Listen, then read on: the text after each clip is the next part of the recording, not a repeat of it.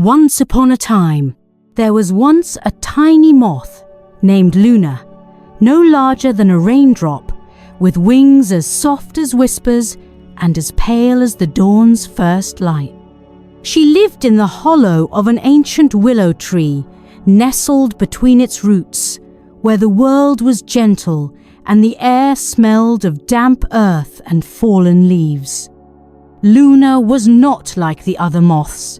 While they flitted about the warm glow of lanterns and flickering candle flames, she dreamed of something greater. She longed to touch the moon.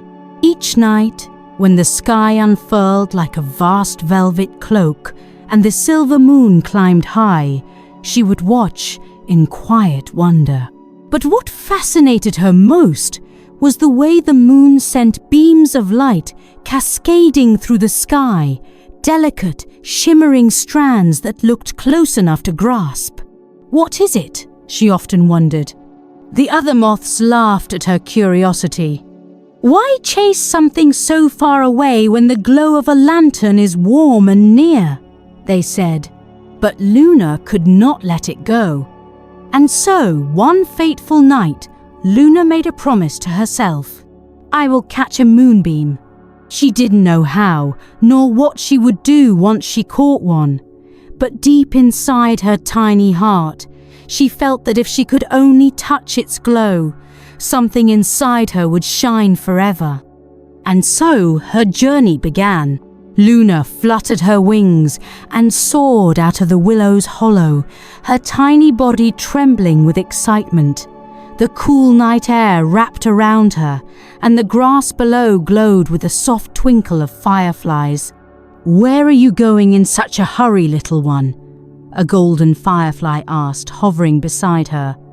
"I'm going to catch a moonbeam," Luna replied, her voice no louder than the wind through the grass.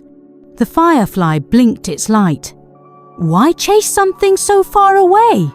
Stay with us and we will light the night for you." Luna hesitated.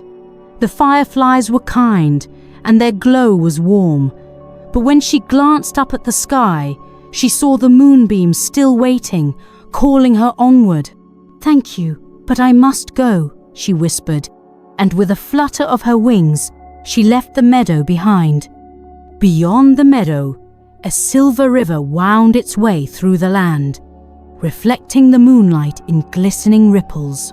Luna hovered above it, watching the way the water seemed to shimmer as though it held the very moonbeam she sought. Curious, she dipped lower and brushed her wing against the surface. The water trembled and sent rings of light outward, but when she tried to grasp it, it slipped through her tiny feet like silk. A fish with scales like polished glass leapt from the water and smiled. "Are you looking for something, little moth?" "A moonbeam," Luna said, frustrated. "I thought I found it, but it vanished." The fish laughed gently. "Moonlight dances, but it does not stay. Perhaps what you seek is not something to hold, but something to follow." Luna pondered this, but the moonbeam above still glowed, drifting toward the horizon. "I cannot stop now," she murmured, and with one last glance at the shining river, she flew on. As the night stretched on, Luna's wings grew tired. She perched upon the branch of a great oak tree, where an old owl watched her with keen golden eyes. "You are far from home, little one," the owl hooted. "Where are you flying to in such haste?" "I'm chasing a moonbeam," she admitted, her wings drooping with exhaustion. The owl tilted his head. "And what will you do once you catch it?" Luna opened her mouth to answer, but no words came. She had not thought that far ahead. The owl chuckled. "Be careful, young moth. Some things are meant to be admired, not held." Luna frowned but thanked the owl for his wisdom. Still, she would not give up. She had come too far. With a deep breath, she leapt back into the night, following the moonbeam as it drifted higher and higher toward the mountain peaks. The air grew thinner as Luna reached the highest peak, where the world seemed to stretch forever beneath her. The moon was closer now, its glow bathing the mountaintop in silver, and there, floating just beyond her reach, was the Moonbeam.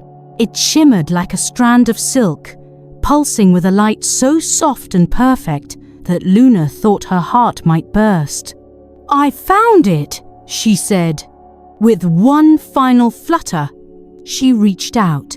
Her tiny feet brushed against the beam, and for a moment she felt as if she were made of light itself.